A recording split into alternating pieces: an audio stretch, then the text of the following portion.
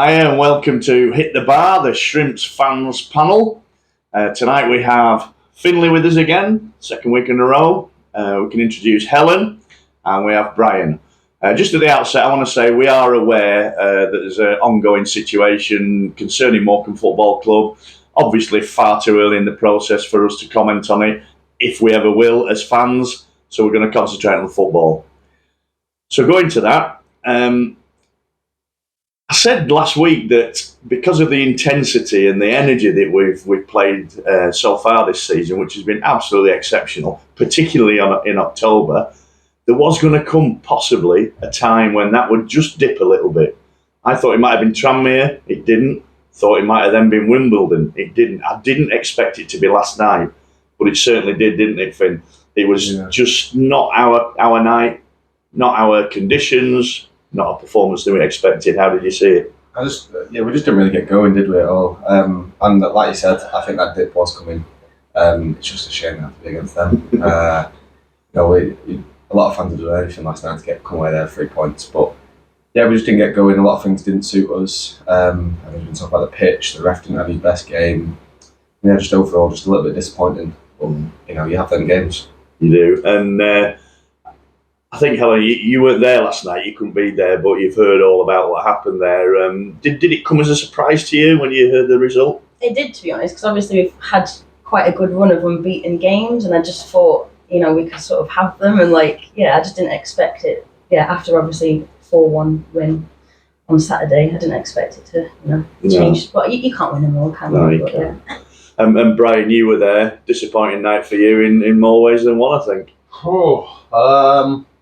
It was a nightmare on Olker Street, wasn't it? It really was a dodgy evening for all Morecambe fans. Halloween shocker. Yeah, it was. On the way up there, I was quite optimistic. Like Helen said there, it was a bit of a surprise. But as soon as we got in there, you looked at that pitch and the bit where they put the second goals up for goalkeeping practice and shooting practice, that was just cutting up for fun. And then the game started, and players were sliding, especially Morecambe players. Obviously, they're more used to that pitch than we are.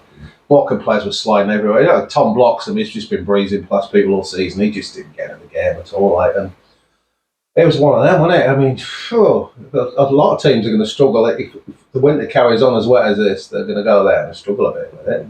I mean, Barrow were well organised and they sort of played well in midfield, but I've been keeping an eye on them recently. One of my daughters is a boyfriend, big Barrow fan, so he's been telling us about how they perform. And that tends to be the pattern with them. They're well organised, they're quite compact in midfield, which they were last night. Yeah. But his worry is they don't cause teams enough problems, they don't create enough chances. It was that first goal, it was the first goal, and then you feel that it was like playing a back. Apologies for that. They're playing a back five there for setting off mostly, and the three in front, and we just couldn't get in behind. Like Derek said, we just couldn't get in behind there, and the conditions were a lot to do with that. And I would say the referee, we all know I've got opinions on him, but he was pretty poor, I thought. I mean, we talked a bit before we started shooting this, and the Mellon tub back was outrageous, wasn't it? Really? I mean, again, Mellon had got past him, and he knows he's quicker than him. Why would he foul the defender? I just can't see the logic in what the ref was thinking. Even from like 70 or 80 yards away, you could see he took the shirt. It was almost like a last man, wasn't it? And gives them the free kick, and you think this is crazy, but that was one of many, wasn't it? Yeah. Can't blame the ref though. We weren't at it. We weren't at it. But how do you think that'll affect him, you two? It's quite a young squad, and they can be affected by results like that. Do you think that'll happen with us, or do you think we'll bounce back? I don't think so. I think we'll be all right. Obviously, it's a learning curve for a lot of players. That going away to places like that with a bit of a rubbish pitch, a bit of the surface just wasn't great for us. But at the end of the day, we've got a lot of tricky players. We're not blaming the conditions. We're not. Well, our tricky players, our young players, they're good with the ball at the feet. Your JJ McKinnon's, Tom Bloxham, good with the ball at the feet, and they just couldn't get it out of their feet enough to get going forward. And there were chances that they did, but sometimes the right path wasn't made, stuff like that, and it just kills a little bit. We've really done well with the wide men this season. Yeah. Bloxham has been a brilliant signing for us, bringing him in. And Jordan Slew, I think he's improved massively, and I think that's partly down to the extra fitness and pre-season regime. But but neither of them had any joy because you try to play balls in there, and they just 5 across the bat, and you've got to commit yourself and run onto those balls and that state of that pitch there, and. Like they used to Mazuma, which Mazuma is brilliant this season at the surface. Yeah, it's immaculate, isn't it? And it was just, you could see how it was going to unravel as that game went on. Like when they got the goal, I think they kind of sensed it might be there. Might be enough, yeah. Helen, are you worried that there might be a slump going forward, or I don't think so. Not with this team. I think they've got so much energy and tenacity about them. They're a young squad, and a lot of them want to prove themselves. So I don't think one bad result's going to affect that. I think they're going to look at the table now, see that we're in the playoffs, and probably use that to push on. Also, they seem to be quite good at listening to Derek and what he wants as well, so if they sort of stick to that, and we go to places where the pitch isn't awful, then I think we'll be fine. I mean, and we showed that against Wimbledon. Again, that was it. That was a close game for long periods, and I thought they probably bossed it for the majority of the game. Side first off, and they could have had a couple of goals, but we stepped up in the second. That's what we've been doing this season. The crux was in the, say, 15 minutes of the game that we were better than them, we scored the 4 goals. We took every chance we had, didn't we? Yeah. And that just wasn't there last night, was it? It's a quick sign, counter-attack fast, and we just shocked them. But that could have gone either way. Mm-hmm. You were at Sutton as well, weren't you? That game could have gone either way because they were that aerial. But we've had that killer edge in them all, haven't we? It wasn't there last night. Same with Tranmere, I think. All those 3 sides there, Wimbledon, Tranmere and Sutton, they didn't have the cutting edge we've got. That was the difference in them games. So I think we will bounce back because we have got players. We're all convinced that won't lead to a slump and that we will bounce back. Will we bounce back in the FA Cup at Lincoln on Saturday? What do you think, Finn? Lincoln are a decent side. Obviously, the league above us. Last time we went there, we lost. But probably... Obviously, this is League One days, but we were probably maybe a bit unlucky to lose when we went. I think it depends on who goes as well. The travelling fans, if we get down there, make some noise, then who knows? Cup upsets always on the cards. You never know. How do you say, Helen? Are you looking forward to it with confidence? It depends how much they want it, because obviously we're focusing quite a lot on the league now, and we don't have a massive squad, like through injuries or suspensions or whatever it may be. So it depends, how much they really want to put into that and how much they maybe want to save for the league. Good point. What about you, Ryan? With that? I think there's some players back in there from suspension and stuff. Yeah. I mean, they'll be back for them. Last night we saw a couple back in there, and I think he freshens it up. We'll be all right, but it's an unknown quantity league League One, as we know last season. They're not a bad League One side, are they? Well, they're very consistent, aren't they? In there, but you never know. They might not take it seriously. They just don't know. You never know. So we spoke last week about a bit about the season so far.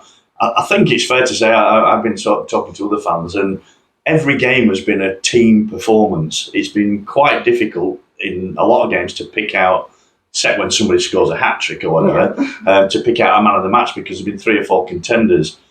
I'm going to ask you, if we were to finish the season tomorrow, who would be in your running for player of the season? So, effectively, who's in player of the season so far?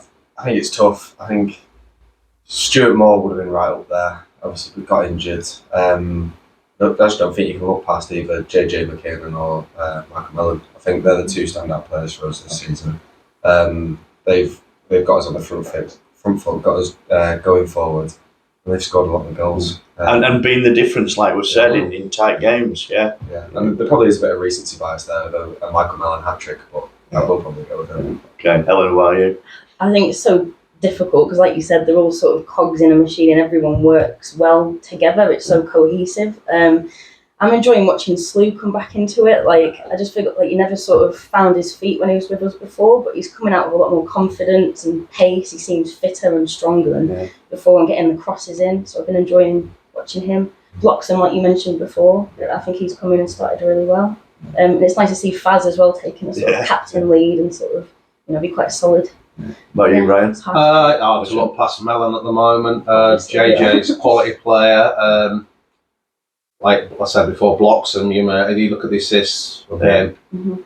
But I think you missed one player out there. That's Senior. I think he's been. He's- He was the one I was going to It's mention if hard, nobody else isn't it? did. Yeah, and he's played on at both fullback positions. Yeah, he has Very been consistent. a tremendous asset to the side, and very consistently skillful as well. I mean, that goal at Sutton, I mean, it was a bit of a daisy grubber, but he's in there, isn't he? Yeah. He's in there, and he takes. We're all saying, "Shoot, we need Yeah. let's go!" And he's in. And Donald Love has stepped up. I think Oh, is it like he's like slow? we missed Bordeaux. I think Bordeaux is probably second or third for man of the match in just about every He's game. consistent, Yeah. very Yeah. consistent So- at the heart of that.